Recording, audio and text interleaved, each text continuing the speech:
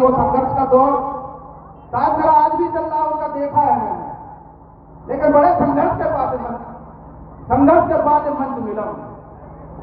जब मांगा गया तब मिला। जब युवाओं ने कहा कि नहीं बोल, भाई साहब को बोलिए कि बोलना पड़ेगा उनको, तब जाकर मिला। हमारा संघर्ष घर से चालू हो जाता है।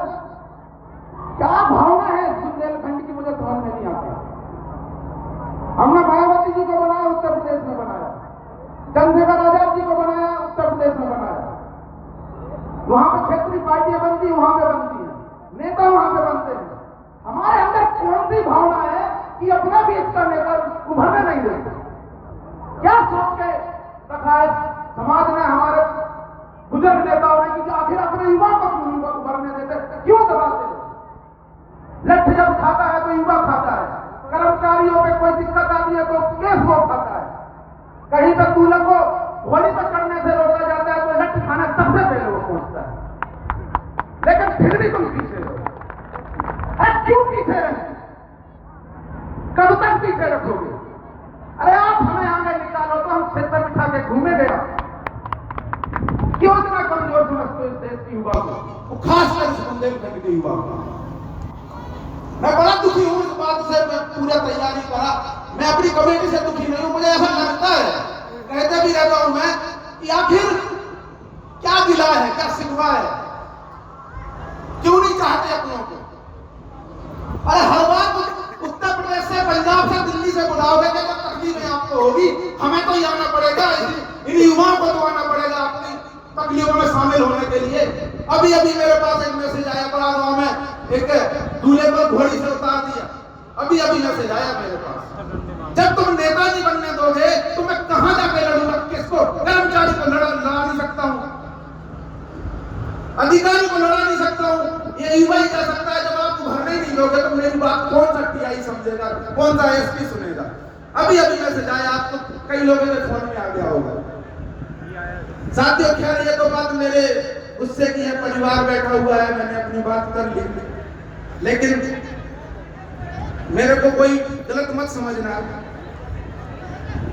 उससे पहले मैंने अभिवादन नहीं कर पाया बाबा साहब का, तो सबसे पहले मैं बहुत ही सख्त डॉक्टर बाबा साहब भीमराव अंबेडकर जी के चरणों में नमन करते हुए अपनी बात को शुरू करूंगा।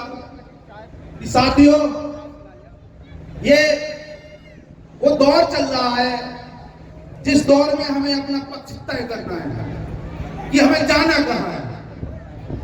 उस रास्ते जाना है कि जहां आपको बर्बादी के अलावा कुछ मिलेगा नहीं, या उस रास्ते जाना है जहां पे आपका जीवन सफल होने वाला है। एक है अनुवाद का रास्ता और दूसरा है शिक्षा का रास्ता।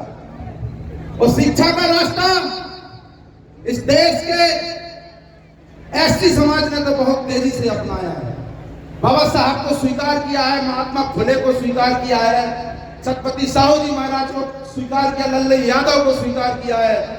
हमने किसी को जाति देखकर स्वीकार नहीं किया है, हमने उनकी महानता देख के स्वीकार किया है। लेकिन अब एससी समाज इतना जागरूक हो गया है कि आज ओबीसी समाज के मुख्य अतिथि बुलाने की क्षमता रख रहा है कि ओबीसी समाज आज भी गड्ढे में जा रहा है, आज भी उन्हीं सभाओं में जा रहा है जहां पे सिर्फ उन्हें बुलाया जाता है तो भागवत होनी है,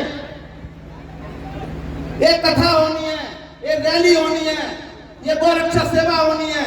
लेकिन कभी भी उनके नेता ये कहने नहीं जाते उनके बीच में कि दोस्तों आओ शिक्षा के लिए एक संगोष्ठी होनी है, आपके अधिकार के लिए संगोष्ठी होनी। नहीं, आपके बीच में कभी नहीं होती। हम तो 24 घंटे बाबा साहब का विचार लेके अपने गांव में जाते हैं, वो कहते हैं कि आप शिक्षा के लिए संघर्ष करो, आप अपने अधिकार के लिए संघर्ष करो। वो आते हैं हमारे लोगों के बीच में, बार बार आते हैं, बार बार भक्ति का पाठ पढ़ा के जाते हैं, मनुवादी बना के जाते हैं, हम बार बार दोबारा जाते हैं और फिर दोबारा उन्हें सिखाते हैं अम्बेडकर बात। हम तो रेगुलर काम कर रहे हैं, लेकिन ओबीसी के समाज के लोगों से कहना चाहूंगा, आपके नेता कभी नहीं जाते ये कहने के लिए कि आप निकलो इस गर्त से और आप बाबा साहब के सानिध्य में। तो देखना, आप और एससी समाज मिलकर इस देश का प्रधानमंत्री एसटी ओबीसी का नहीं, अम्बेडकरवादी बनाएगा। और जिस दिन इस देश में अम्बेडकरवादी विचारधारा का प्रधानमंत्री होगा तो दोस्तों सिर्फ दलित और ओबीसी समाज ही नहीं सुरक्षित